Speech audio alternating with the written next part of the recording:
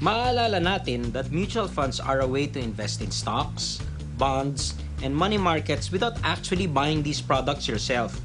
May fund manager na namamahala sa pera mo at inilalagay ito sa iba't ibang investment.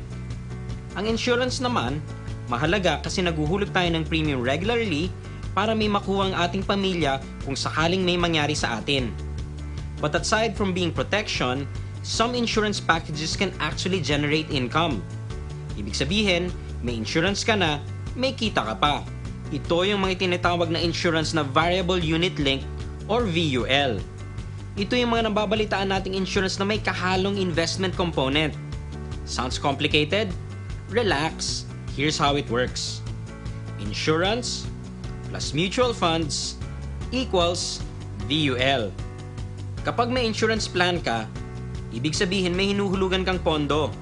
Ngayon, kapag yung insurance plan na kinuha mo ay VUL, that means a portion of your payment is being invested by the insurance company in stocks, bonds, or other products.